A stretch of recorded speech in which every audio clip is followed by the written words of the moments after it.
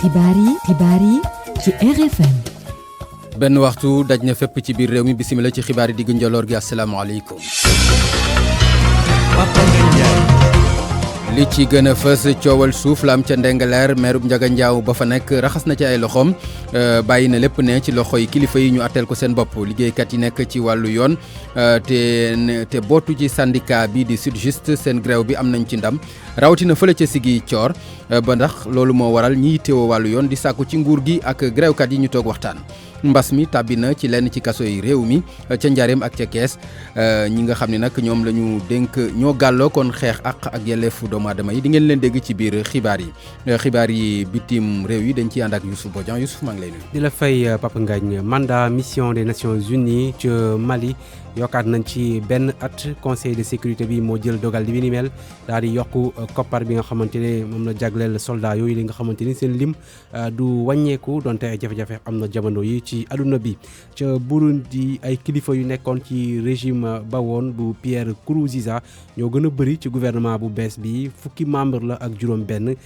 ki gën a am grade ci police bu Burundi moom mooy premier ministre bi. ca France ñaari at kaso la ñu daan kii di François Fillon nekkoon premier ministre bu réew ma ñetti at ak sursis ñu dul tëdd kon ngir soxnaam ñoom nag leen toppee mooy luubal xaalis boo xamante ni askan bi moo ko moom ak tamit ay xëy yoo xamante ni dañuy bind ay nit yu amul ñu daal di jël xaalis bi dugal ko seen poche.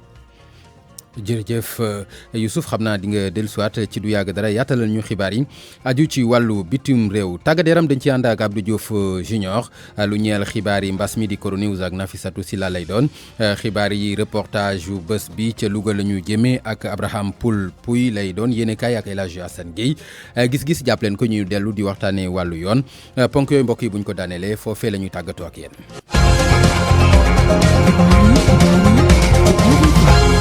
Papa Ngagne Ndiaye. Maroc la ñu koy tàmbalee xibaar yi ak benn doomu Sénégal jigéen la toll ci ñeent fukki at ak ñett moom nag faatu gu gaaw la faatu ca l'aéroport bu Casablanca la ñàkkee bakkanam ba muy waaj a dugg nag ci roplaan gi ca la daal di faatu ñi nga xam ne nag ñoo ko jege nee ñu jombul ne daal feebar bu ko yàgg tëral mooy li ko waral waaye ñi ngi gëstu ngir xam lan moo waral faatoom googu dañuy dem ca Casablanca ca Maroc fekki fa Khadim Mbaye. ak RFM kumpa jeex na. mu mel ni Khadim jàppandiwul dinañ ci dellu si waat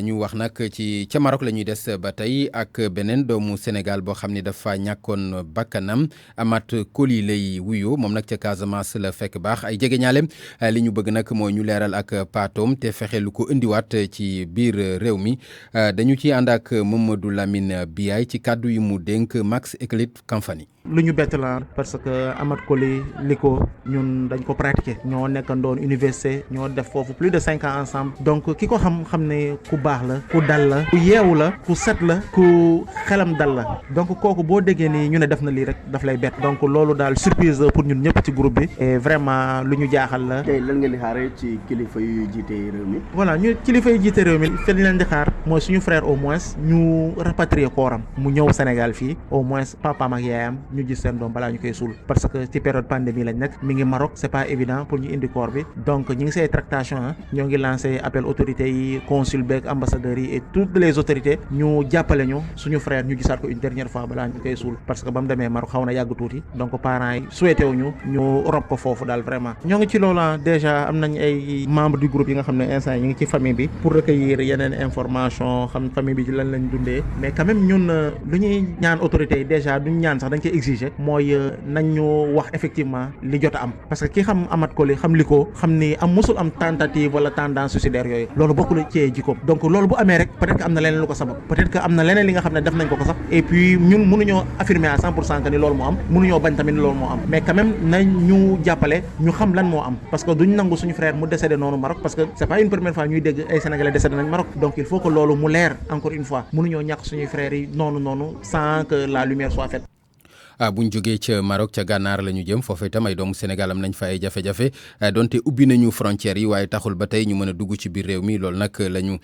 jàpp ni war nañ leen cee gaawee ndimbal Mohamed Jo Diop lañ ci àndal ci leeral yi. ñii nag ay doomi Sénégal lañ waaye ñu ngi liggéey dëkk itam ak seen i njaboot fii ci Mauritanie ñoom nag ginnaaw bi ñu fi jógee demal Sénégal ngir diir bu gàtt rek ngir faj yenn soxla yi nag dañoo mujj fa tagga témbe te li ko waral di frontières yi ñu tëj rek ndax coronavirus bi tax kon ba tey ñu def benn collectif maanaam benn mbooloo moo xam ne ni nekk day tax rek ñu mën leen a dégg loolu nag kenn ci ñoom di Omar Ndaw nag moo ñu ko yégal. waaw xam nga sunu collectif bi mën nañu wax ne ëpp nañu 150 personnes di ay doomu Sénégal yoo xam ne ñoom ñëpp Mauritanie la ñuy dund fa la ñuy liggéeyee ñii def fa des années et des années ñu bàyyi seen i loyer bàyyi seen i liggéey am jigéen ñoo xam ne dañoo bàyyi seen i doom yu ndaw ndax xalaatuñu woon def fi temps bu toll nii ñii bàyyi fa seen i jabar ak seen i doom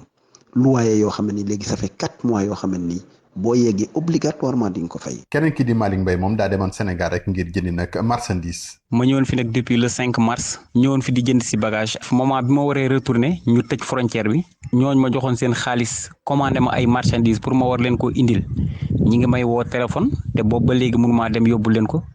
sama place aussi encore fayaguma ko presque 4 mois ngi nii fayuma sama place sama kër aussi moo fay jóge di ñëw fii dama ko tëj. doomi Sénégal yi nekk leen dong mooy seen mébét mooy fexe ba mën a dellu siwaat ci nu mu gën a gaaw fii ci Mauritanie Mohamed Diop nag sot RFM. pour man RFM mooy rajo bi gën a jege askan wi. RFM rajo bi jaamu seen soxla. dañuy dellu siwaat ci biir réew mi ak jàngoroy mbas mi tolluwaay bi ci bis bi nag ñetti nit ñàkk seen bakkan téeméer ak fukk ak ñaar amee jàngoro ji fukk ak ñett doon ay cas communautaire El Hadji Mamadou Ndiaye moom mooy directeur bu prévention ci ministère de la santé. ci juróom-ñeenti téeméer ak juróom fukk ak juróom benn test yi ñu def téeméer ak fukk ak ñaar ñoo ci positif juróom-ñeent fukk ak juróom-ñeent cas ñu jaxasoo woon ak doomu jàngoro bi ñoo ci positif ak fukk ak ñett cas communautaire ñi may waaj a lim nii Colobane am na ci ñaar Rufisque am na ñaar Touba am na ñaar Cité Cyprès am na benn Dalifort benn Kër Massar benn Kaolack benn Mbao benn Nord Foire benn Plateau benn juróom fukk si ñu hospitalisé woon wér nañu bésu tey ñaar fukk ak juróom-ñaari cas ñu sonn ñu ngi ci service réanimation hôpital yi ñett malade ñàkk nañu seeni bakkan si bésu démb dimanche ñaar fukki fan ak juróom-ñett ci weeru juin mi ñu nekk ñeneen ñi des hôpital ñu ngi am tan ci bésu tey dalee ko ci bés bu njëkk bi kaa yi commencé ci Sénégal jot nañu wàññi fii juróom-benn junni ak juróom-benn téeméer ak juróom-ñeent fukk ak juróom-ñetti cas yi nga xam ne jot nañu doomu jàngoro yi ñeenti junni ak ñett téeméer ak ñeent fukk ak benn wér nañ si téeméer ak juróom-ñett jot nañu ñàkk seen bakkan mu des ñaari junni ak ñaari téeméer ak ñeent fukk ak juróom-ñett ministère de la santé et de l'action sociale mu ngi ñaan askan bi mu ngi leen di woo ñu gën a sàmmante ak digle yi ñu joxe wasalaam. ci la ñu des ba tey ca Kaolack foofu moom ñaari nit ñoo fa ñàkk seen bakkan loolu ni ki démb lañ ko xayma ki ci jiitu góor la juróom-ñetti fukki at ak ñaar ci la tolloon ci benn clinique foofee ci la ñàkkee bakkanam keneen ki ci des ci juróom-benn fukki at ak ñaar ci la tolloon moom itam ci l'hôpital régional ba fa nekk ca la faatoo ci jamono ji ñuy waxee foofa ca Kaolack lu toll ci fukk ak juróom daanaka wér nañu fa lu toll ci ñeen fukk ñooy cas positif foofa ci coronavirus bi ca Kaolack. lu jëm ci wàllu coronavirus ba tey la ñuy desandi ak yéen ndax ci kaso yi Sénégal yi am na ci ñaar ñoo xam ne am nañ jàngoro ji muy ca Njaareem ak ca Kees loolu nag tax na ba ñenn ci ñiy xeex ak yelleefu doomu aadama yi rawatina maître Ciré Clédor Ly moom li muy sàkku ci njiitu réew mi mooy na gaaw balaa muy gën a doy waar ci ñi nga xam ne ñoo nekk ci kaso yi ñu déglu ay kàddoom ak Salimata Aw. ginnaaw prison bu Thiès prison bu Diourbel daal dinay am kaawu coronavirus benn détenu boo xamante ni mi ngi toll ci juróom benn fukki at moom la ñu gis ni moo ko amee bu ñu sukkandikoo ci maître Ciré Clédor Ly mi nga xam ni yëkkati woon na baatam ba mbas mi tàmbalee di ñu xamle ni kii ñu jàpp dafa am ay droit yoo xamante ni dañu war a sàmmonte ak moom. ndax kaso Sénégal yi ñëpp xam nañ ne que ni mu war a demee ci maanaam respecté ak ormal doomu aadama kaso Sénégal yi amuñu moyen. et que jàngoro bi bu fekkee dugg na fa daal mun na indi daal jéeye yoo xam ne que dina jéggi dayu nit bu fekkee ne que dañ koo jël yóbbu ko kaso dafa am ay droit yi moom moo di que dañu war a respecter droit bi mu am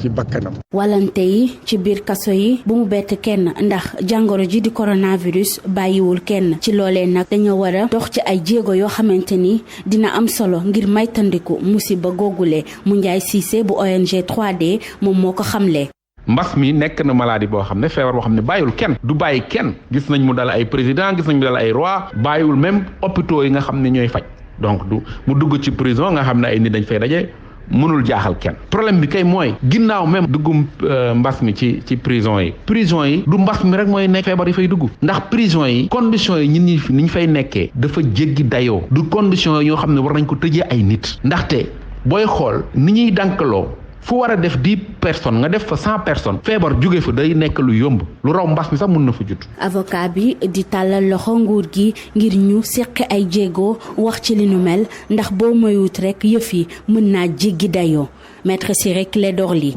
Le chef de l'État le ministre de la justice nañu fexe kaso yi niñ ko waree mën a libérer le maximum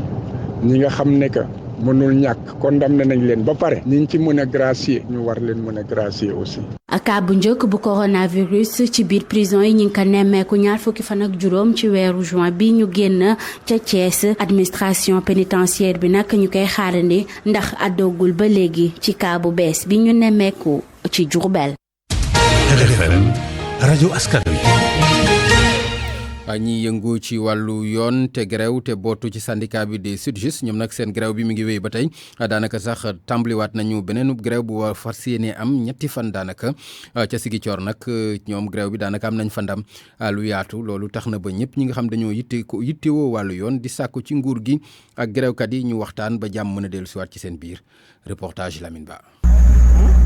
ci kanam buntu bu mag bu tribunal bu grande instance bu Ziguinchor ñoo ngi fa taf kayit bu mag di fa yëgal ne ñi di liggéey ci wàllu justice bi ñu ngay amal ak grève bu ñetti fan booy jëfandikoo yi nag toog fa amee naxar loolu di ko fësal. nationalité laa ñëw déposé depuis ma ko déposé ba léegi ba tey mun ma ko récupérer tey ma ñëw ñu ne dañ nekk di grève tamit damaa bëgg a dugg am na yaakaar na ma lu bëri nag. Moustapha Diop moom nag nee ne ay fan a ngi nii moo ngi dox diggante këram ak tribunal ba ngir wut fa benn kayit waaye ba léegi mënul fexe ba sotti. waaw dama ñëwoon pour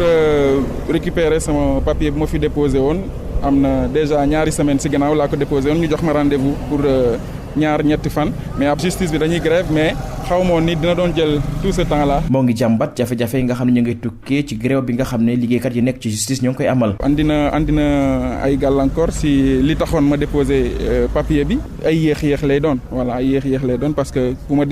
ma récupéré woon papier bi ba léegi def naa li may def ba pare. Ibrahima Silla moom ndaw la ab étudiant bu nekk di dajale ab dossier ngir waajal concours waaye nee na moom it am na kayit bi nga xam ne war na ko jot waaye ba léegi jotu si. kayit laa ñëwoon légaliser quoi sama beneen certificat de nationalité pour dépôt beneen kii laa bëggoon déposer quoi beneen concours la quoi mais depuis temps yi nii quoi bu ñu ñëwee fii nii ñu ne gars yi ñuy grève ba léegi jusqu'à présent ñu ngi fii nii gis nga nit ñi ñu ngi fii nii dañu bëree et gars yi ñu ngi xaar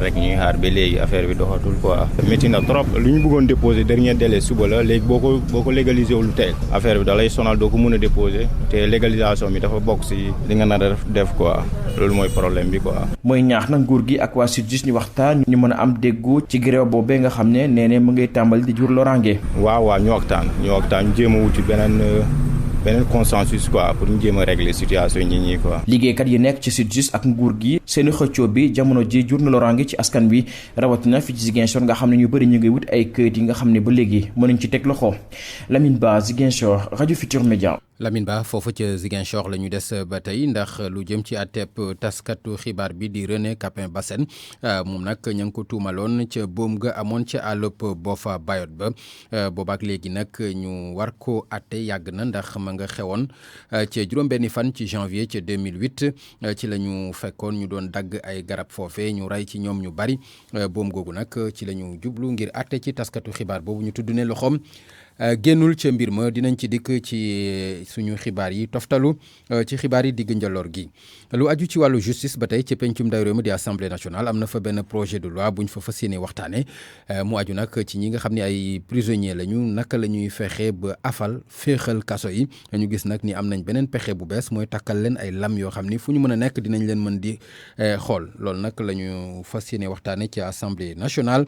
Georges Déthié Diop am na taxaw seetlu bu mu ci def. ci article 44.2 bu code pénal mbirum placement sous surveillance électronique maanaam mbirum bracelet électronique dana bokk ci aménagement yu peine yi ay leeral nag indi nañ ko ci wàllu woowee duñ ko defal ki nga xamante ne day faral di def ay njombe di ko defaat ci wàllu mbirum faat nit naka noonu ci détournement deniers publics ak délit douanier ak itam attentat à la pudeur ak lu jëm ci wàllum drogue texte bi leeral ni placement sous surveillance électronique boobee bu fekkee ne ki ñu condamné ci wàllum détournement la ngir mu mën kaa am faw mu rembourser lépp li nga xamante ne moom lañ ko doon toppee ñi nga xamante nag ñoom la ñu toppee lu jëm ci wàllu délit douanier gannaaw bi ñu fayee li tolloog li nga xamante ne moom lañ leen doon toppee ci wàllu fraude placement sous surveillance électronique ñi nga xamante ne li ñu leen tëj kaso mot na wala gën tuuti ñetti at bu fekkee ne firndeel nañu ab activité professionnelle wala ab stage wala ay njàng yi nga xamante ne wala formation professionnelle bi mën a tax ñu jox leen ko bu fekkee ne nit ki day faju mën na kaa am wala ay atam bëri lool naka noonu bu fekkee ne am na ay garantie yi mën a tax ne dana soppeeku bu nekkee ci biir société bi placement sous surveillance électronique mënuñ koo joxe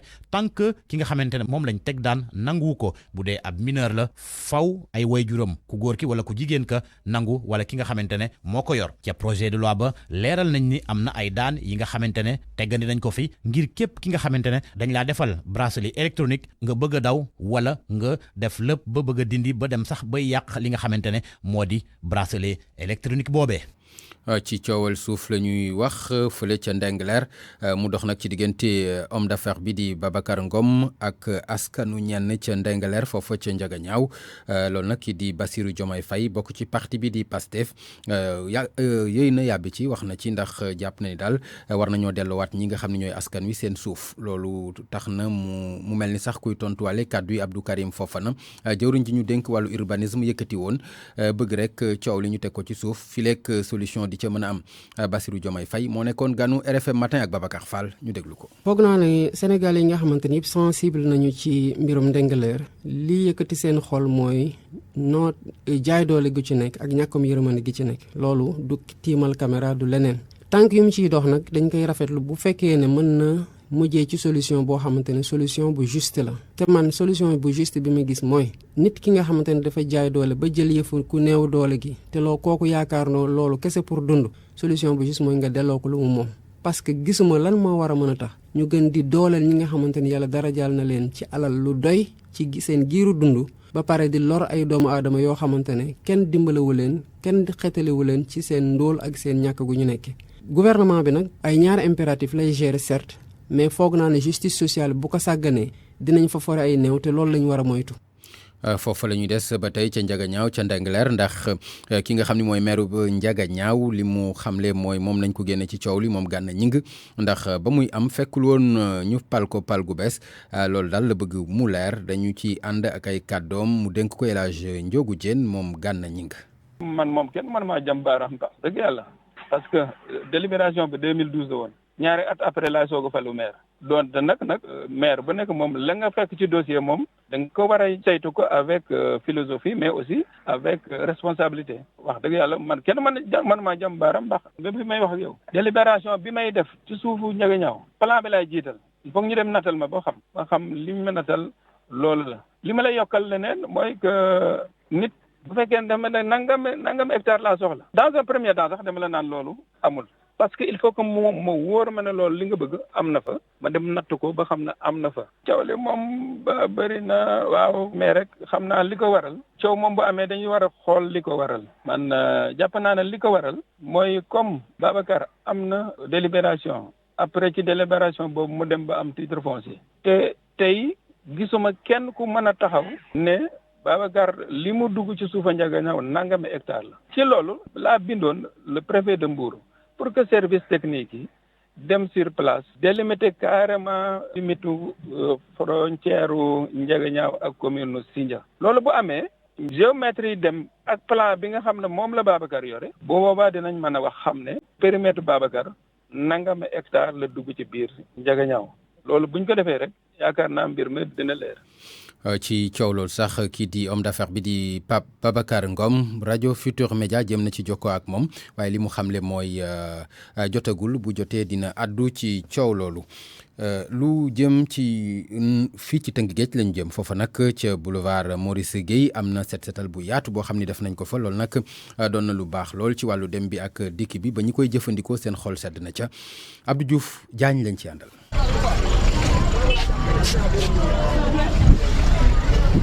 boulevard Maurice Guèye oto yi ak nit ñi di dem te amuñu benn jafe-jafe désencombrement bi ñu fi amal fan yi ñu ngi commencé di gis njariñam ñu fekk ko muy wër ab taxi bu ko mën a yóbbu Gorom Pablissa Seck bi muy jéggi route nationale bi amul benn jafe-jafe. bu ma ciy dox damay sentir ni sans gêne maa ngi dox sans gêne baax na trop changement ci boulevard bi c'est bien c'est boo doon dox bu njëkk ba da ngay tiit ci sa bopp da ngay moytu da ngay jël sa am yëpp def ko sa bopp tu as vu tu ne passes que de toi xam nga mais maintenant da ngay dox à l'aise tu te sens libre dem fi nga war a dem amul bousculade amul dara quoi franchement. dugulet ñuy amal ay setal ci boulevard Maurice Guèye bi wante saa suñu ko amalee rek du yàgg dara mu mel na mu melaatoon na Saliou Diouf nag di sàkku bii paa ci kilifa yi ñu gën cee bàyyi xel. li ci problème bi mooy lenn bu fekkee ne yow da ngay dàq nit ñi ba ñu dem tey ëllëg ñu dellusiwaat du am suivi du am dara mais benn lay doon rek municipalité bi nañ ci bàyyi xel parce que affaire bi aussi mën nañ ci jëlee sax créer ci ay emploi comme ñoom amuñu personnel bu nga xam ne mën nañu taxaw ci tali bi di contrôler nit ñi mais nañ embauché ay jeunes yoo xam ne dañ leen di fay par mois ñu taxaw ci tali bi. ginnaaw nag bi ñu ko setalee Promoville nag mu ngi xam ne lu yàggatul dara dina fa ñëw ngir daal di defar boulevard boobee lee RFM Rufisque Abdou Diouf Diagne. lu aju ci éco di weccet gu yees googu ñu waroon a jëfandikoo ci réew yi Afrique yi tënku ci UEMOA benn fan ci weeru sulet la ñu jàppoon app bi waaye jombul ne dinañ ko toxal loolu nag ñi nga xam ni ay économiste lañ maanaam seen xam-xam màcc ci wàllu koom li ñu bëgg mooy ñu profito ci lu ni mel waxtaane ko balaa réeroo di am ci déndub Afrique bi Kumba Sanjaan Fay lañ ci àndal. lii di franc CFA waroon dem xajal place am monnaie bu yees bii di éco ci weeru juillet bi ñu dëgmal tey loolee ñu mën ko dend lépp ab géntu daf di mënatu la ne ci gis-gisu borom xam-xam bi jëm ci wàllu koom-koom professeur Seydina Omar Sey doon jàngalekat gëstukat ci FASEC université bu Ndakaaru. techniquement mënu la nekk ça veut dire ñu dem ba nga xamante ni côté juillet wala fii ak ay weer yi ñëw boo duggee ci boutique wala ci zone yi xaalis bi nga xamante ni moom la ñuy demalante dikkalante moom la ñuy jëndee ko jaay mu nekk éco. yaakaaruma ni war na fi mën a nekk. ndax mën nañoo jàpp ne ab ñàkk déggoo dafa am ab réew bu ñu gisee taxawaayu lenn ci suñu réew yi monnaie éco bi ñeel beneen borom xam-xam bi ba tey jëm ci wàllu koom-koom gisewul noonee professeur Demba Moussa Dembélé. président Nigéria lu mu wax loolu dégg la parce que lu mu wax rek dafa bëgg a xamal dirigeant UEMOA que dafa am décision bu ñu jëloon ñoom ñëpp fukk ak juróom dëkk yu nekk ci CEDEAO donc ECO du pour benn groupe comme UEMOA bëgg a def ñu respecter décision boobu te système taux de change bu ñu adopté mooy taux de change flexible donc Macron ak Ouattara lu ñu bëgg a def dëppul ak loolu te loolu baaxul parce que bu ñu continuer bu moytul CEDEAO dana tas. risque yi ngir CEDEAO daal di éclater jóge ci boobu lépp monnaie bu yees di ECO bëri lool jamono ji toog waxtaan moo wax ci diggante njiitu réew yi professeur Seydina Oumar Sey. ci nan lan war a tabaxee monnaie boobu ndax dañoo war a continuer arrimage bi ci franc CFA ça veut dire que France nekk ci ginnaaw toujours en termes de garantie contrairement que anglo-saxon yi boo jëlee dëkk bu mel ni Nigéria wala Ghana ñoom seeni monnaie bopp lañ am moom lañ daan jokkalante moom lañ daan jëndalante ak jaay ak yeneen partenaire te comme ñun ñëpp a ko war a bokk léegi monnaie boobu nan lañ koy weccale ci bitim réew moo xam tey jii ndax day continuer chaque fois buñ bëggee jënd ji wala ñu jaay ji bitim réew nit ñi fayee monnaie euro lay nekk ñee nag dañoo bëgg tey buñ bëggee dem ak ñeneen pour coût yi mën a xamante ni moindre mën nañoo dem directement passé ci devise yi nga xamante ni direct ak dëkk yooyu ñuy jokkalante boo jëlee dëkk yu mel ni Chine wala ay États-Unis ak ñeneen partenaires yooyu ñoom dañuy bëgg dem directement pour coût yi daal di moindre. lenn moom leer na franc CFA day des di nekk ci donkaasu gi ndax ñu doon séntu ECO ci weeru juillet 2020 bi mën nañoo xaddi noonu gisee boroom xam-xam yooyee jëm ci wàllu koom-koom. RFM bitim réew. ci xibaar yi bitim réew la ñuy daal di dellu si ak Youssouf Bodian Youssouf maa lay nuyu. di la fay Pape Ngagne. dañ koy tàmbalee ca Mali foofu nag ñii di waa MINUSMA dañuy wéy di fa des baatum 2021. le 30 juin bi la seen mission waroon jeex foofu ñoom soldat yooyu la nga xamante ni ñu ngi jóge ci ay réew yu wuute bokk ci Sénégal dogal bi nag ñii di membre conseil de sécurité ñoo ko jël ci seen ndaje bi ñu doon amal ñu jàpp ni kon donte sax jamono yi mbas bi tax na ba lu bëri kon li mu doon doxeetul noonu waaye MINUSMA du ñu soppi kon ñoom lim soldats yi duñ ko wàññi day même lim bi lay doon te budget bi nga xamante ni moom lañ doon jox gaañi pour ñu mën a doxal dañ koy yokk tuuti suñu sukkandikoo kon ci comité de sécurité boobu nga xamante ni moo doon daje foofu ca ONU. ca Burundi tabb nañu gouvernement bu bees ci njiital Pierre Nkurunziza. waaw ginnaaw Pierre Nkurunziza mooy premier gouvernement bi mu fi jógee moom kon bi mu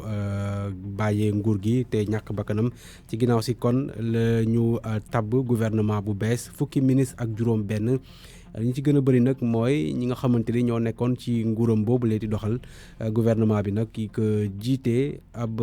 gradé la moom sax moom moo ëppale ay grade ci police bu Burundi ñu ànd ci ak Oumou Kalsoum li gouvernement bu njëkk bu njiitum réew bu bees bi di Évariste Ndayishimiye mi nga xamante ne taboon nañu ko ci 20 fan ci weer mai bi annoncé woon nañ ko ci bésub dibeer bi 20 fan ak juróom-ñett ci ngoon mu nekk benn équipe boo xamante ni fukk ak juróom ci ay membre bu régime bi ñoo ko seex falum ki nga xamante ni moo ngi gën a gradé ci police burundaise bi di Alain Guillaume Bunyoni juru na coow lu bari ndax waa ji dañ ko considéré woon comme numéro 2 bu nguur wi ba crise gi tàmbale ci 2015 ba léegi ak comme ku jiite chef rebelle yi ca groupe yi nga xam ne ñoo doon contrôler réew ma keneen ko dugg ci langue gi di ki nga xam ne moo di Gervais Ndurakabuka mi nga xamante ne boobu ba léegi moo ngi jiite service national bu renseignement maloon nañ ko itamit ne moo jiite kuréel bañkat yi ca Burundi loolee mi ngi amoon ci atum guerre civile bi nga xamante ne lu toll ci 300 junni ci ay nit ñàkkoon nañ seen bakkan diggante 1993 jàpp 2006 la soppi aw turam def ko Ndaku Garika falu ki nga xam ne moo ti jiitu réew ba woon di Pierre Nkurunziza ci atum 2015 gannaaw ba mu làkkoo ci juróom-ñetti fan ci weeru juin bi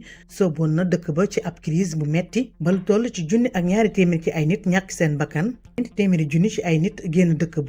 ba nag moo ngi ci loxo ñii di waa nguur ga ak ñii di waa Ligue jeunesse parti réew ma. Oumou Kalsoum li ñu bàyyi ko Burundi dem ca Niger foofu général Salou Djibo candidat la ci élection présidentielle bi di ñëw moom mi nekkoon kon chef junte militaire bi foofu lee ñu jëloon nguur gi diggante février 2010 ak avril 2011 démb kon la ay ñoñom tabb ko ngir mu teewal leen kon ci élection yooyu lee parti am bi bu ngi tudd paix justice et progrès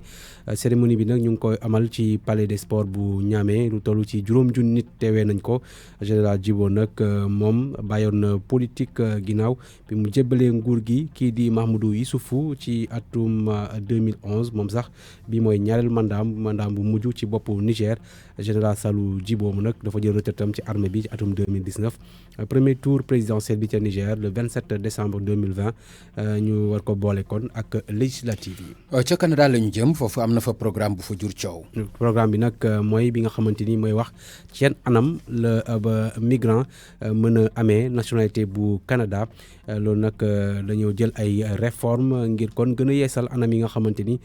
ci la ñuy dalalee migrants yi foofu ca Canada ñu fekk fa ca Montréal sunu ndaw di Mamadou Aïcha Ndiaye. ndogal li jógee ci ministère immigration bi yor lépp loo xam ne kii dong yi ci la ñuy jaar pour mën a ñëw ci Canada am na ay soppi yoo xam ne yi ñoom d'accorduñu ci ba tax na nag université yi lakkaloo nañu waat ginnaaw at mi nga xam ne kii jógaloo nañ seen bopp ba xeex loolu amoon ci ndam gouvernement François Legault nag nee na day dàbbaliwaat loolu dugalaat ko ba xool ndax yow dana des aw xameenam déet li ci étudiants yi bañ nag moo di daal wax dëgg yàlla bëgguñu boo jàngee ba pare am say lijaasa ñu war laa yombalal nga dugg ci métier mi liggéey war fee am këyit yoo xam ne kii dana wéy jëm ci doomu réew mi ñu dakkal loolu xanaa bëgg cee yokk yeneeni at ba tax na kuréel gi nga xam ne moom la ñu tuddee bureau coopération internationale te lëkkale lépp luy université ak association étudiants yi jóg nañ ba yóbbante benn bataaxal Simon John Barrett di ministre bu immigration bi pour na ko ñoom ànduñ ci loolu ndax gouvernement bi dana delluwaat ñaareel bi yoon def li étudiants yi bëgg am déet xam naa du ñàkk ne fan yi danañ ci am geneen lu ñu gën a leer ki doon jokkoo ak yéen fii ci Montréal di Mamadou Aïcha Ndiaye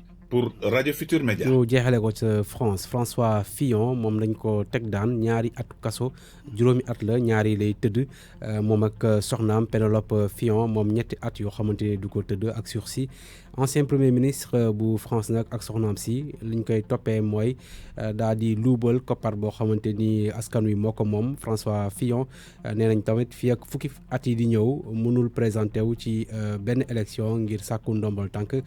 aman nañ ko tamit lu toll ci 350 000 euros moom ak soxnaam nañ fay assemblée nationale lu toll ci $1 million kon ci wàllum fonds solidaire lañ ko tuddee waaye ay seen avocat nee nañu dañ def appel ci kon dogal boobu nga xamante ni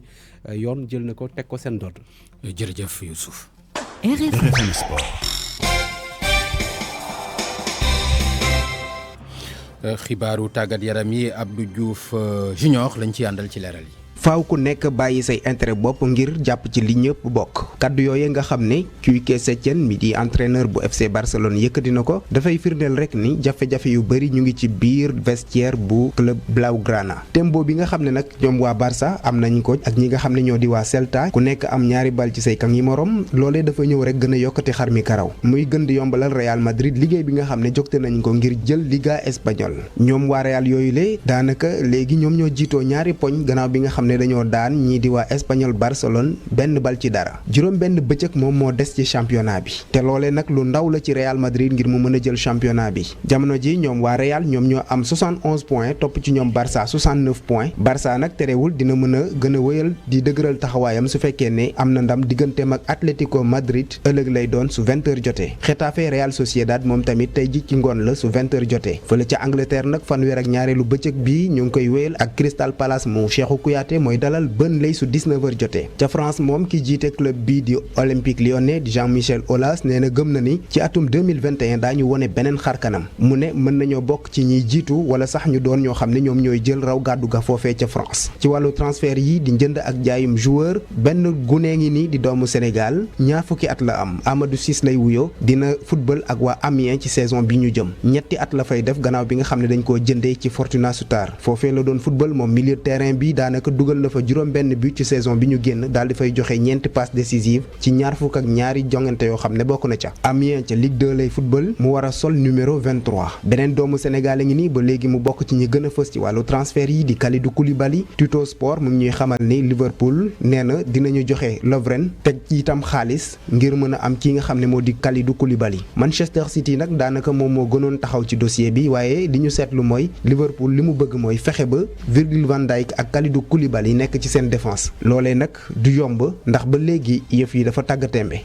Abdou Diouf Junior jërëjëf mu nekkoon xibaar yi tàggat yaram yi xibaar yi mbas mi di Coro News ñu di ci ànd ak Nafissatou Silla 501 898 nit ñu ñàkk seen bakken ci àdduna bi ci jàngoroy coronavirus ñi ko amee nag buñ koy xayma dinañu toll ci lu ëpp 10 millions mu doon occasion nag ngir OMS ñu daal di wax ni jàngoro ji nag jéggi na dayoo fi ñu toll nii ci àdduna bi ndax yéeg na loolu rawatina ci continent américain bi ndax ci États-Unis rek nombre cas yi nag dafa gën a yokk rawatina bés bi ñu génn ndax egg na ba 38 000 contamination yu yees mu yóbbu bilan bi nag ci démb bi rek wàññi nañu ñaari téeméer ak juróom benn fukk ak juróomi nit yu ñàkk seen bakken loolee yóbbu bilan total bi nag ci lu ëpp 125 000 nit yu faatu ci mbas mi ci état yu bëri nag foofe ci Amérique nag lii di déconfinement bi dañ ko mujj tegandi ndax fi pic bi toll muy laal ndaw ñi bu baax ba tax na nag ñu daal di ñaan askan wi ku ci nekk dem defi test donte sax symptômes yi yëgoo ko sa yaram ci Brésil nag moom bilan bi tamit day gën di yéeg ci fan wi ñu génn rek nemmeeku nañu lu ëpp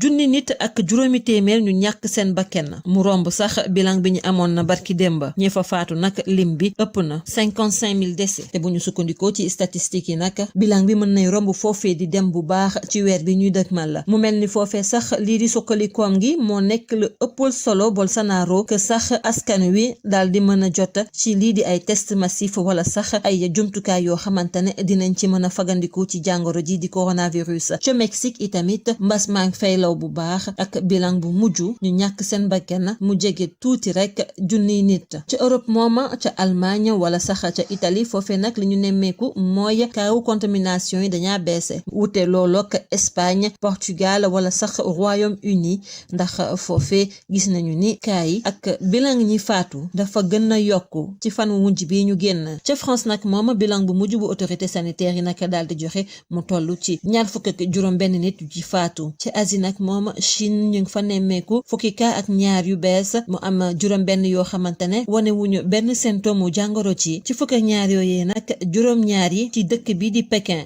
lañu feeñ ca Corée du Sud nag ñoom jamono ji li leen gën a yitteel mooy fexe ba nga xamante ne vague contamination bu bees du fa amaat ndaxte sax lii di mesures yi dañu ko woyofal li ko dalee nag ci weeru mai ba nekk ni si ca Japon nag moom benn nit rek moo faatu ci mbas mi li ko dalee démb ak tey ute loolu ak Inde ndax foofee bilan bi tamit day gën di yéeg bilan bu mujj bi joxe 300 ak juróom-ñetti fukki nit yu ci faatu mu yemook nag fi ñu tàmbaleek seen déconfinement ca Moyen-Orient rawatina ca Iran nag bilan bu mujj bi joxe na 100 nit ak juróom-ñaar yu faatu ci mbas mi mu daal di dolleeku ci bilan général bi ëpp 10 500 morts ca Afrique nag ci Maghreb la ñuy tàmbale ndax ca Égypte nag moom ñii di am jàngoro ji coronavirus day gën di yokku ci fan wi ñu génn rek juróom-ñetti fukk ak benn nit faatu nañu Maroc nag moom dafa wëyal li di état d'urgence am ba fukki fan ci weeru juillet ci démb rek benn nit lañu enregistré mu faatu Algérie nag moom mi tàmbali déconfinement wam nemmeeku na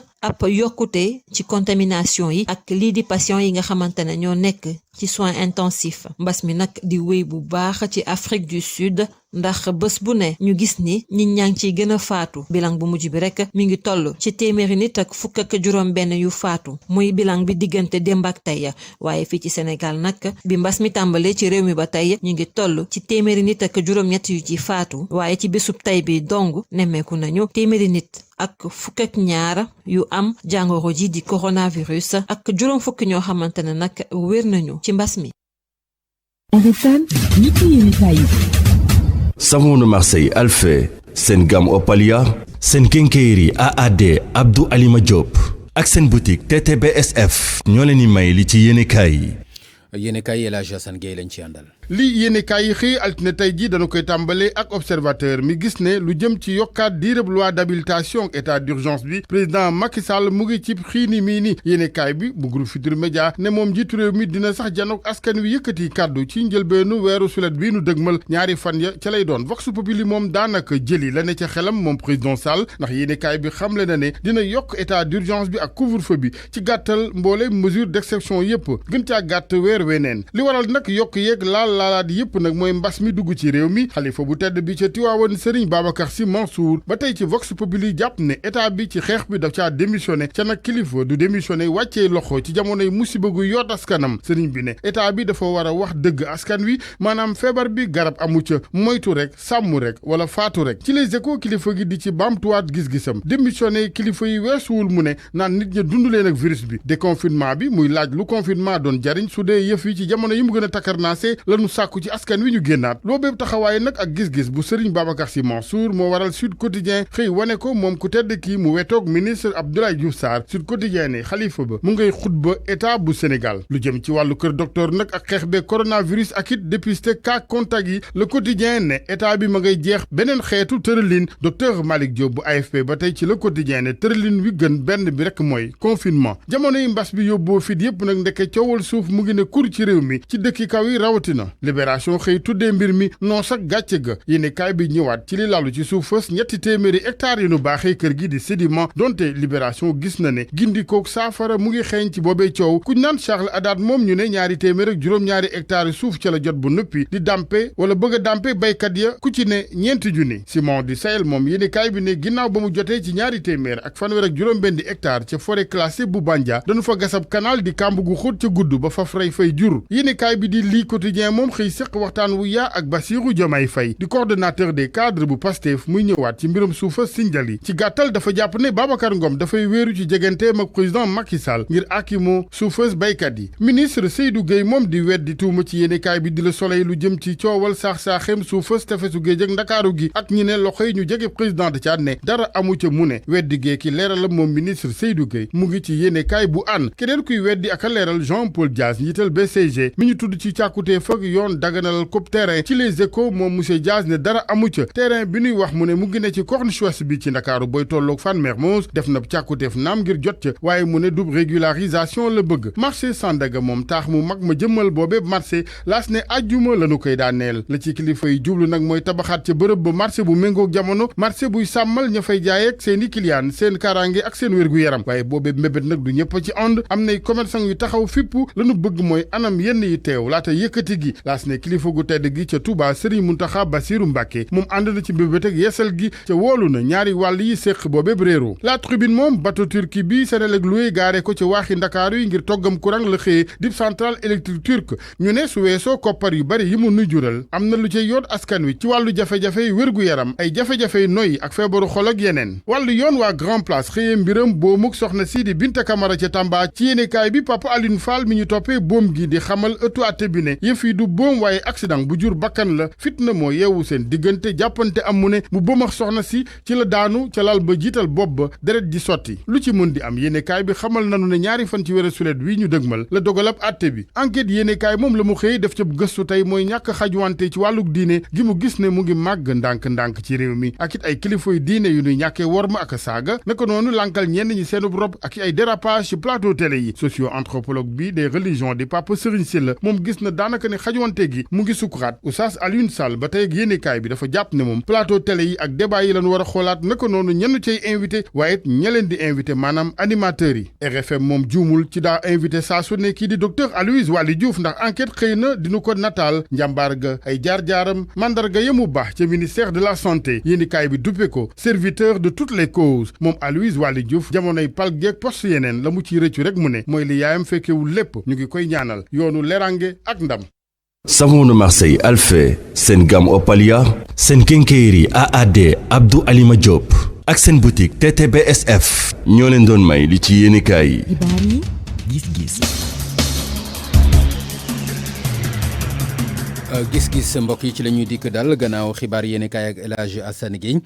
lu waju ci ponk bi ñu fas yéene waxtaane nag dafay dellu ci wàllu yoon ndax xam ngeen ni jafe-jafe am na ci wàllu yoon bu weesoo li nga xam ni mooy mbas mi indi na ci ay gàllankoor waaye itam grève bi nga xam ni SYTJUST itam def na ko indi na ci ay gàllankoor te ñi ciy gën a loru rek mooy ñi nga xam ni jamono ji dañuy am lante ak wàllu justice ci noonu nag la ñuy amee ci waxtaan wi ñaari gan kenn ki maître Moussa Bocar Thiam lay wuyoo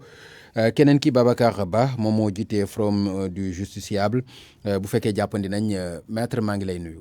waaw maa ngi lay nuyu Pape Ngagne bu baax di la féliciter sa engagement ci sa liggéey bu am solo bi ngay def. jërëjëf di nuyu sama naataango Babacar Ba di ko remercier aussi bu baax ci liggéey bi muy def ci Forum des Justiciables. di nuyu askan bi yëpp nag waaw. merci ñu ngi nuyu Babacar ñu ngi lay nuyu. waaw Pape maa ngi lay nuyu di la fay di nuyu sama naataango maître Bocar. di nuyu également auditeurs yi nga xam ne ñoo ngi teewlu présentement. d'accord Moussa la ñuy tàmbalee ndax mën nañu wax ni ci wàllu yoon mën nañu ne jàngoro ji loofal na leen waaye grève bi dafa ñëw yeggale leen mu nekk loo xam ni itam jafe-jafe lay indil ñi nga xam ni ñoo koy yittewoo loolu lan nga jàpp ni moo ko war a mën a saafara. li may def waxoon sànq ci français rek ma ne justice pour man dafa nekk domaine boo xamante ne. waru am sax grève lii di justice lii di défense lii di diplomatie ñett fonction régalienne état yooyu grève waru ci am parce que ñi ko jiite war nañ def tout pour que bépp naqar wala bépp problème bu ci am ñu saafara ko teel balaa ay grève di leen ci fekk parce que tey jii population sénégalaise bi tey jii ñu ngi souffrir bu baax ci déjà mbas mi rek taxoon na tribunaux tëj yu yàgg fonctionnement bi normal tul woon léegi bu ci normalement le 3 juillet bi la ñu waroon recommencer sax ak activité yëpp mais bu ci nekkee bu ñu ci boolee grève administrative grève greffier yi dafa nekk loo xamante ne dafay lor population bi ak doole parce que lor boobu c'est surtout administratif këyit yi gars yi soxla duñu ko am ñi seen dossier nag tribunal dossier day gën a encombre déjà justice gaawul fekkee encore grève yokkuwaat na ci encore ak mbas mi donc nekk na situation bu compliqué boo xamante ne fii ak mun naa ne fii ak 6 mois wala 1 an d'ailleurs balaa ñoo mën a régler le rythme normal donc moo tax grève bi vraiment pour man du woon yoon waruñ ci woon yegg daal pas waxuma greffier yi effectivement seen cause c'est pas normal dañuy yóbbu mais pour yow dañu waroon bàyyi ba beneen jamono bu voilà ñu privilégier surtout waxtaan bi toog ak seen ministre ouvrir le dialogue waxtaan ñoo xam nañu greffier dañoo sonn ñoo xam nañu greffier li ñu liggéey dafa am solo sans greffier amuñ tribunal parce que ñoom ñooy gunge magistrat yi gunge justiciable yi lii rek tribunaux ba ay 2 du matin 3 heures du matin di gunge avocat yi di gunge notaire yi di gunge administration bi yëpp ci seen liggéey ba am solo la ñuy liggéey bi métti la aussi loolu dëgg ma tax may wax mais aussi pour man war ñu yegg fii d'autant plus que état aussi bu jëlee ay engagement da ko war a di respecter c'est le minimum mais aussi pour man au niveau du ministère balaa ñoo yegg fii waroon nañu waxtaan ak greffier ne leen li ñu si fi ñëwoon 2017 peut-être que def nañ si lii des na lii ak des na lële ñu échelonné délai yi mais mënuñ dem grève quand même c'est vraiment l'extrême jërëjëf maître justice moo tax ñuy wax d'accord Babacar yow da nga jàpp ni waxtaan bi moo Babacar ndax jàpp nga ni yow kon sax ndax waxtaan bi dafa gënoon ni ko maître Moussa waxe wala dal ci grève bi mooy li gën waaye bu gënee ci ñoom it man am na ñu mën a jàpp ni gënul ci askan wi nga xam ne ñoo yittewoo wàllu yoon yow ban gis-gis nga ci am waaw déjà fi nga daanelee foofu lay tàmbalee parce que ñun ñi nga xam ne tey ñun ñooy justiciable yi donc ñun ñi nga xam ne tey parce que xam nga justice moom bu weesoo ñi nga xam ne ñoom ñoo ko séq maanaam ñiy àtte ak ñi nga xam ne tey moom mooy greffier yi ak ñi nga xam ne tey moom mooy magistrat yi dafa am aussi les justiciables parce que tey ñun la ñuy àtte justiciable tey ñoom ñooy soxla ay këyit donc grève bi Pape mun naa wax ni que ñun justiciable yi on est en train de payer les pots cassés parce que ñun présentement mun naa ni grève bi dafa tar trop si ñun ñi nga xam ne tey ñun ñooy justiciable parce que Pape ça fait maintenant 3 semaines mënuñu am casier judiciaire mënuñu am ay décisions de justice mënuñu am benn këyit boo xam ne tey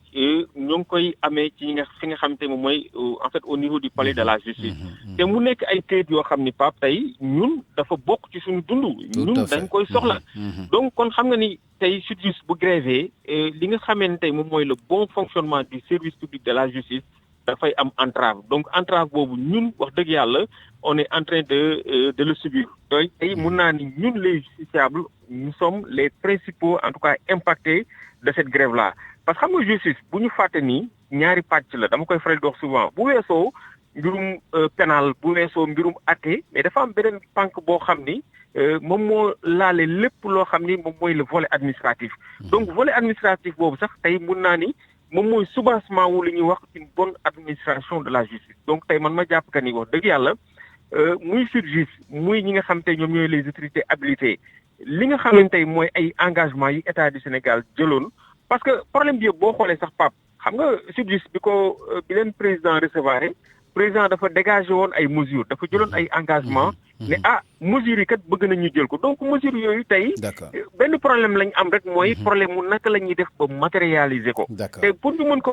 matérialiser également il faudrait que ministère de la justice muy ministère yu tutelle bi ñoom ñu xool naka la ñuy amee suivi ba mën a matérialiser li nga xam te moom mooy engagement yooyu d'accord maître ku ne xam na ni grève am na préavis jombul seen préavis seen i kilifa gis nañ ko jàppaloo ni matuwaay ca war buñ ko jëloon du ñu egsi fii mais effectivement loolu mooy li may ñaawlu parce que tey jii Sénégal fu mu toll tey jii tey ministère management la di ngay gérer entreprise noonu ngay gérer ministère di prévenir kenn conflit yi di ko manager même c'est que c'est difficile syndicat yi c'est vrai que c'est compliqué de discuter avec eux mais aussi c'est ci système bi lañ bokk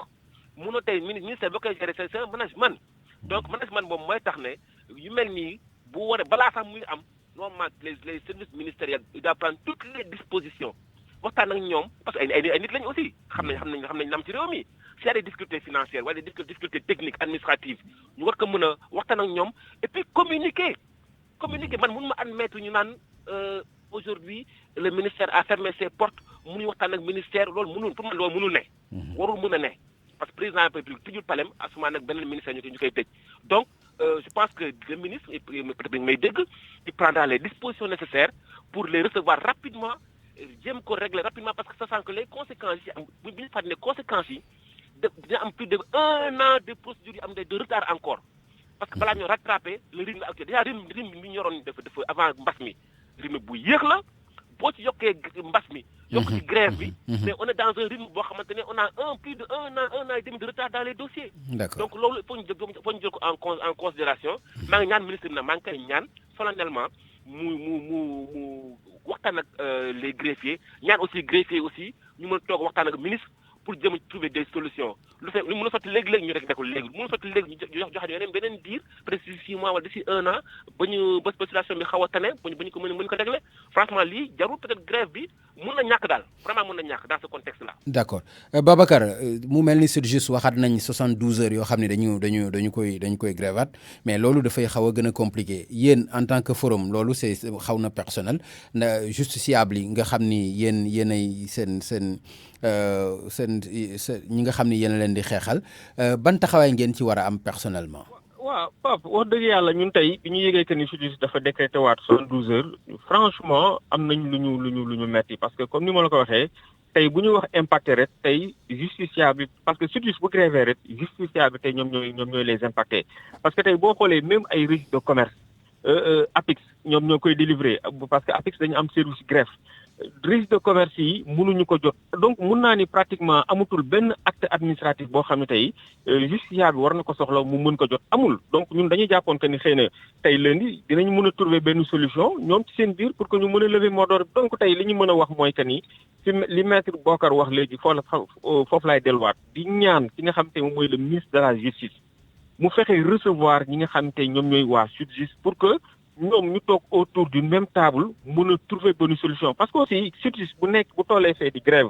ministère de la justice également tollu fële kenn ku nekk campé wu ci sa position mën nañ ni solution du am donc pour ñu mën a am solution il faudrait que SYTJUST ñoom aussi ñu def ay concessions ministère de la justice ñoom aussi à leur niveau ñu def ay concessions pour que ñoom ñu mën a toog autour d'une même table pour mën a xool lan mooy saafara mbir mi parce que saafara bi aussi jafewul parce que SYTJUST li ñuy demander mooy acte yi nga xamante président joxe woon na ci ndigal pour ñu jël nañ ko ba pare nañ ko publier au journal officiel donc loolu aussi pour man c'est des revendications yoo xam ne xëy na amaana mën nañ ci indi saafara donc ñuy ñaan rek Pape waa SYTJUST ñu leen di ñaan également le ministère de la justice que ñu toog ñu jéem a retrouver autour d'une même table le plus rapidement possible pour que ñu mën a indi solution ci li nga xam te moom mooy grève parce que lu ko mooy rek ñun justiciable yi wax dëgg yàlla mbir mi dina nekk trop si merci beaucoup jërëjëf maître lan mooy sa message pour lu mën a dellu si jàmm waaw vraiment rek mooy na jàmm dellu si réew mi jàmm dellu ci au niveau du ministère xam nañ ne aujourd'hui tey aussi c'est vrai que li faral wax encore man mooy li xew si jamono c'est-à-dire que lépp la mënti diriger tey jii lépp la mënti yor même bu yore état nekk président de la République aussi foog ngay ubbi say bunt di waxtaan ak nit ñi donc obligation boobu moom mooy peser ci direction généraux yi obligation boobu mooy peser ci ministères yi mooy peser même si ñun maire yi ñuy doon yëpp même obligation lañu am de discuter avec la population waxtaan ak population pour trouver des solutions su weesoo nag maa ngi remercier bu baax RFM di leen féliciter personnellement aussi maa ngi lay encourager bu baax ci liggéey rafet bi ngay def askan bi am na émission yi am solo yi ngay def vraiment ñu aussi remercier di la encourager bu baax ci liggéey bi ngay def Pape Ngagne merci beaucoup jërëjëf Babacar ñi ngi leen di gërëm bu baax di gërëm maître Moussa Bokar Thiam Babacar Ba président forum justiciable mu nekkoon point de vue ne aju woon ci gis-gis tey ñu doon waxtaanee jafe-jafe yi nga xam ni grève waa SYTJUST bi indi nañ ko ci wàllu yoon aju woon ci xibaar yi digg njolloor gi tey ñu àndoon ci xarala gi ak Abdoulaye Diop di leen jox daje incha allah ci beneen jotaay bu ci àllande jërë ngeen jëf.